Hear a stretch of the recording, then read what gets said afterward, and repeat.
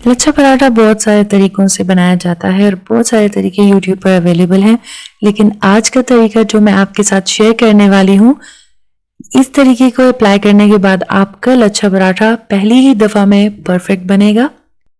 बिस्मिल्लाहिर्रहमानिर्रहीम, welcome back to cooking stories.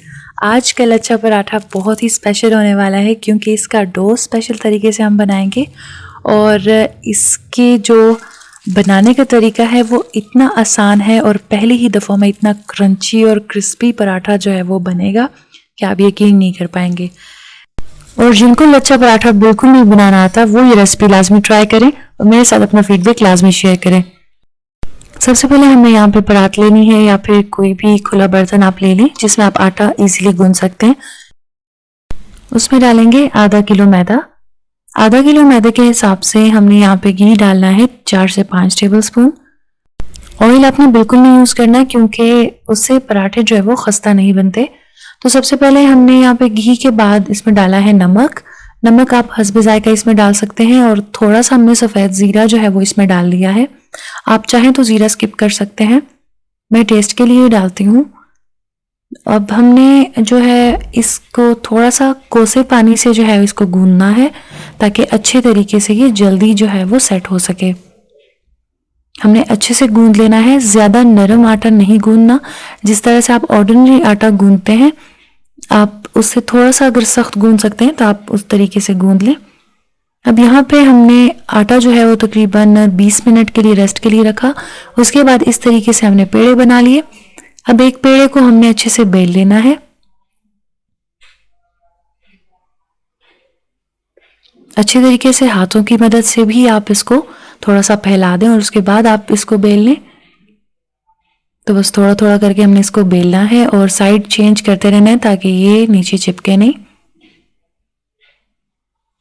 तो बस इस तरीके से हमने इसको फैला दिया है। अब इसका सबसे आसान तरीका है, अगर आपके लच्छे पराठे में लेयर्स सही से नहीं बनती तो यहाँ पे आपने घी यूज़ करना है इसकी लेयरिंग में।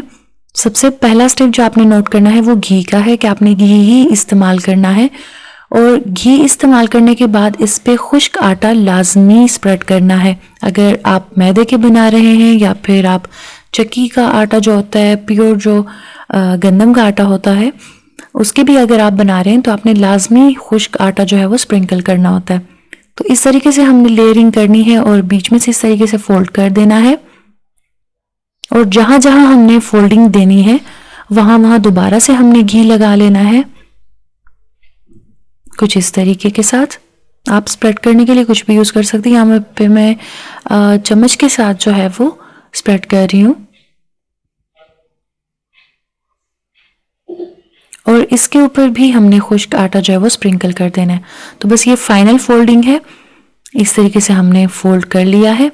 अब इसके ऊपर भी हम घी लगा लेंगे और अच्छे से स्प्रेड कर लेंगे और इसके ऊपर भी मैदा जो है वो डस्ट कर लेंगे।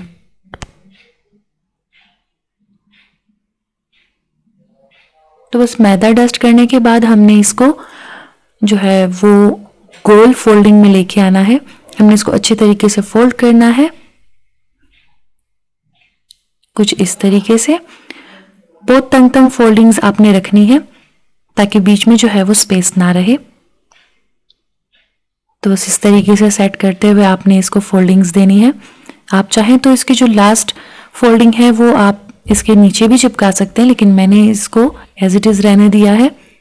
अब हमने छुरी की मदद से या फिर कोई भी कटर की मदद से इसको काट लेना है। क्योंकि मैंने पेड़े जो है वो थोड़े बड़े बनाए थे तो इसलिए मैं इसको बीच में काट रही हूँ। अगर आप नहीं काटना चाहते तो आप ना काटें, लेकिन उससे लेयर्स जो है वो इतनी नुमाया नहीं होंगी, तो इसलिए हमने इसको बीच में लाजमी कट करना है। तो बस थोड़ा सा इसको रेस्ट पे रख देंगे और हम थोड़ा थोड़ा करके इसको फैलाते जाएंगे। तो बस तवा हमने प्री हीट कर लिया था और प्री हीटेड तवे पे हमने इसको डाल लेना है। ऑयल जो है वो जब दोनों साइड्स थोड़े पक जाएं तो फिर हमने इसके ऊपर ऑयल या फिर घी जो है वो अप्लाई करना है। फ्राइंग के दौरान आप इस पे ऑयल भी डाल सकते हैं, लेकिन अगर घी है तो मैं प्रेफर करती हूँ कि आप घी ही इस्तेमाल करें। मीडियम फ्लेम पे हमने इसको फ्राई करना है और इस तरीके से हमने तवे के ऊपर से इसको हिलाना झुलाना है ताकि अच्छे तरीके से ये सारी जो है वो अच्छे से फ्राई हो सके। आप देख सकते हैं कितना मज़े का कलर आया है। तो बस हमारे पास पराठा जो है वो तैयार है। अब हमने बाकी सारे भी इस तरीके से फ्राई करने हैं। तो बस इसको अचार के साथ या फिर मलाई के साथ या फिर अंडे के साथ किसी भी चीज़ के साथ आप इसको सर्व कर सकते हैं। बहुत मज़े के बनते हैं। आप देख सकते हैं, देखते ही मुंह में पानी आ जाता है, इतने मज़े की ये रेसिपी है। उम्मीद करती हूँ आपको ये रेसिपी अच्छी लगी होगी। अगर आपको ये रेसिपी अच्छी लगती है तो इसको थम्स अप दीजिएगा, फ्रेंड्स एंड फैमिली के साथ शेयर कीजिएगा। मिलते हैं कैसी आसान रेसिपी के साथ। तब तक के लिए अपना बहुत सारा ख्याल रखिएगा। मुझे इजाज़त दीजिएगा। अल्लाह हाफिज़।